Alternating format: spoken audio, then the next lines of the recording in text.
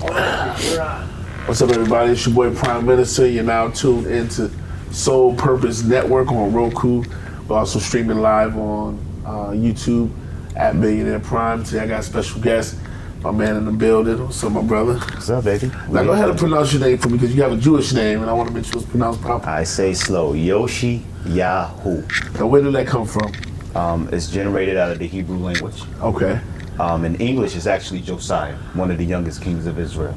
Okay. I know the character Josiah from the Bible. Yeah. So in English, you could say Josiah, but I prefer Yoshi Yahoo, get people more in tune to the culture. Okay. But a lot of people just call me Yoshi for short. All right, well, welcome to the platform, my brother. I appreciate you coming. Absolutely. It's a pleasure to be here, my brother. You know, we're building the network. We've been talking about community building, faith, and talking about that, the importance of money. A lot of people don't like to talk about the importance of money when it comes to building a community and faith and stuff like that. So I'd love to get your perspective on, you know, where you think we are, some things you think like to see change, your vision, your ministry, so forth. Well, for starters, money, like you said, money is a very uncomfortable conversation to have because a lot of our people in our culture, we like to live rich, but we die and broke. You know, right. So when you're talking about money and you get around people that really got it, there's a character that people have that most people in our culture we can't stand up to. Right. You know, so it's like only so long you could pretend. Right. Because the numbers don't lie. This is true. You know. I call them the small-time jokers. It's like, if you're a small-time joker, it starts with your mentality. It has nothing to do with how much money you have. Mm-hmm. You know what I'm saying? You're a small-time joker. I'll give you an example, right? When you see somebody working in a fast food restaurant, Dunkin' Donuts, McDonald's, whatever, they take pride in their work, all right? They get paid minimum wage, but they work that job like they own that company. This is a person with a future, right? This is a person with a future. This is no small-time joker. This person has a vision, you know what I'm saying? Then you meet the other type, you know, people who can't see the big picture. I call them the small-time jokers. Mm-hmm.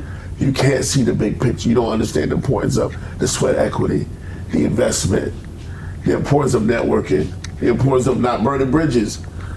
There's some guys, they burn bridges. I'm like, bro, I need to get my hands on 100 grand.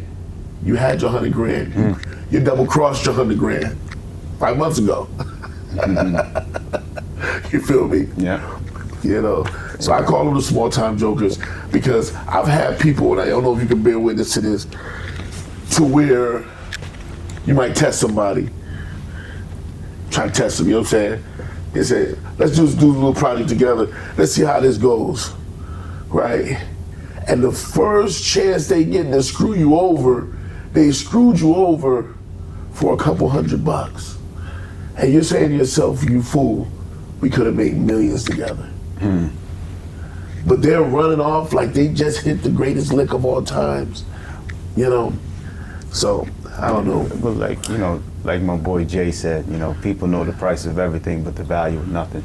Mm-hmm. And what I come to learn is that the real DNA of a boss is not how well you could tell people what to do. And we see a lot of that in people when they get a little position, they get a little, you know, but the real DNA is how well you can take care of what's in your hands. Right. You get what I'm saying? Yes, so sir. we talk about like the cat that work at Dunkin' Donuts, but he's mopping the floor, but he's mopping the floor like he owns the joint. Boss mentality. That's boss. Because whatever you put in my hands, I'm gonna take care of it like it's mine. That's the real DNA of a boss. Boss mentality. So you getting paid minimum wage. Yeah, you put me wherever you put me, I'm gonna have the same DNA. It's the same skill set. It's the same character. Whether I'm the lowest guy on the totem pole or if I'm sitting at the corner office. My man.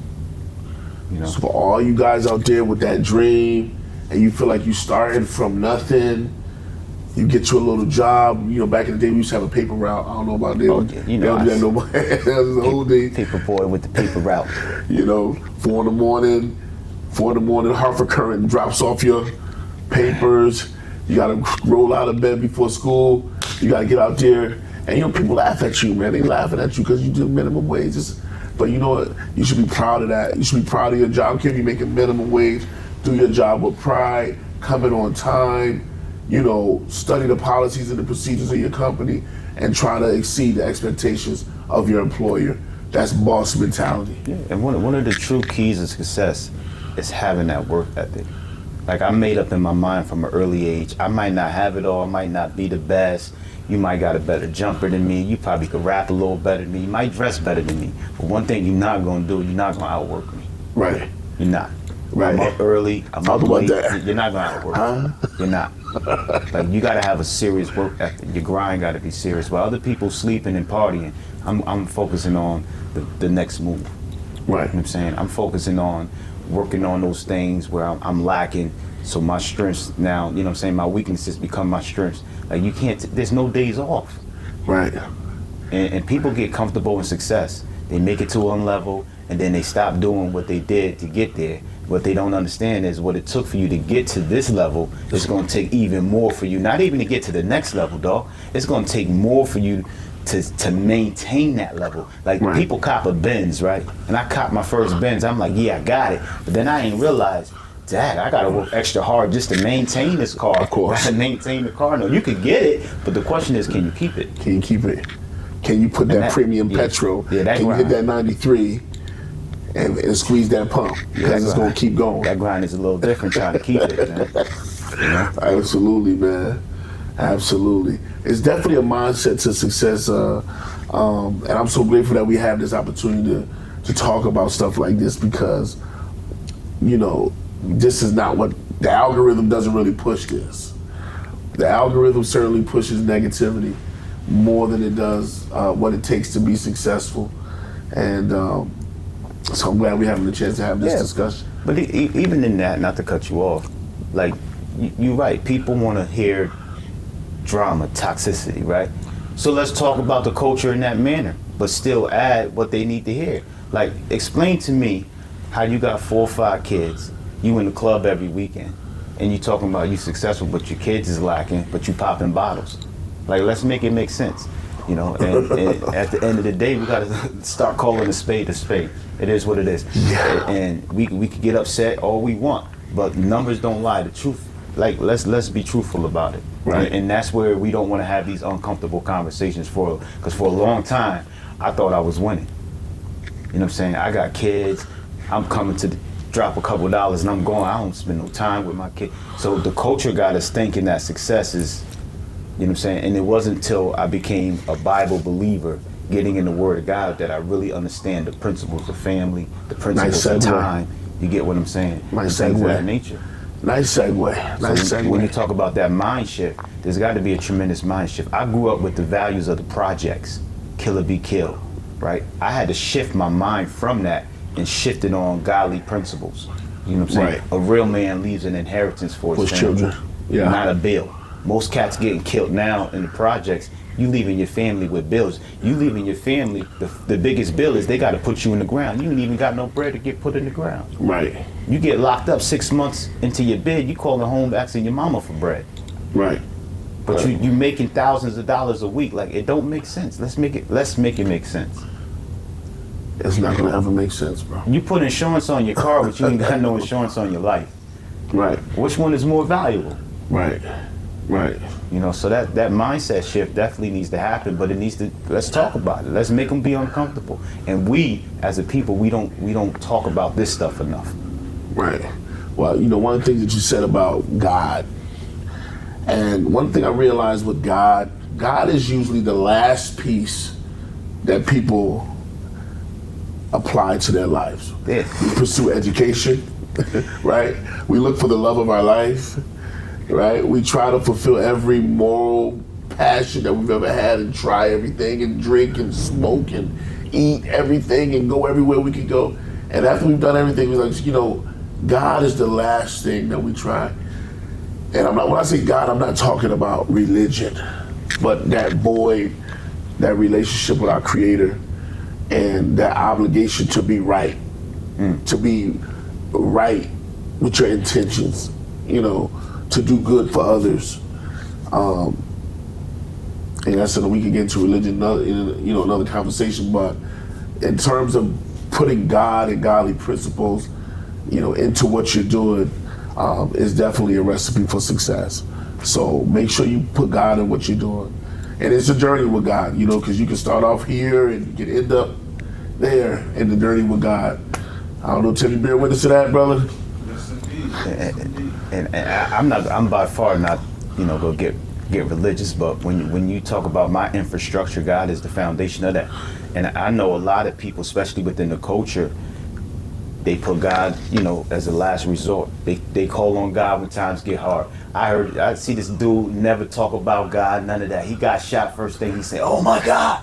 Like how you Oh God. Oh God. How you calling on God now? 'Cause, it hurt. It's Right. painful, right? And we got to stop using God as an ibuprofen, only Right. calling on him because we need the pain relief. How about when they go to court?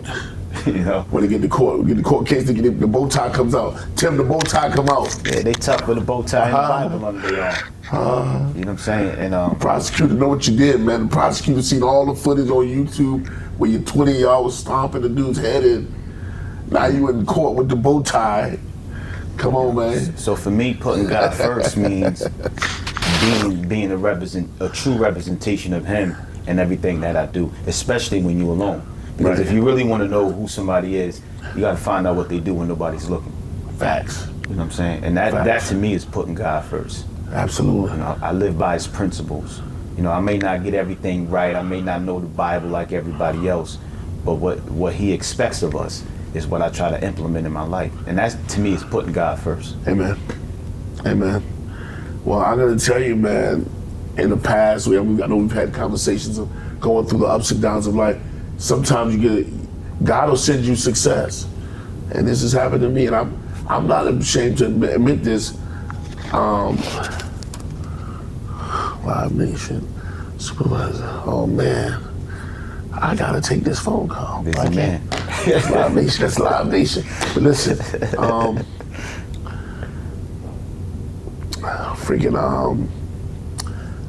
you get your hands on success and you're not prepared for it with your character. If you're not prepared for success, it's one of the most painful things you'll ever experience. Yeah, and what I learned too, man, success is, anybody can become successful because you could be a successful failure. You know what I mean? And people don't understand that. It's like you have to have principles. And a lot of us, we lost our principles. Like they got this whole YN generation now. I don't really understand it. I get it a little bit, but even when I was growing up, even when I was into the streets and doing crime and gang banging, like I remember I had to get a clearance before we moved on certain things. Like you just couldn't move and do any. Like there was some type of loyalty. There was some type of street structure. code. Yeah. Like if I see my op and he with his baby mom and you gotta pass. Like you with your grandmother. I'm not like there were certain things but now they have. Right now there's no principles, man. I gotta take this. Rich, can I ask for an emergency pause? Okay. Hello? I left him right there with I told Queen to put it on the counter. Queen took him.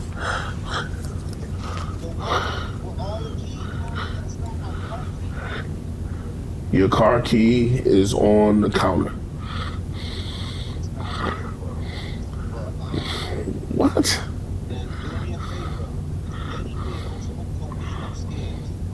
Okay.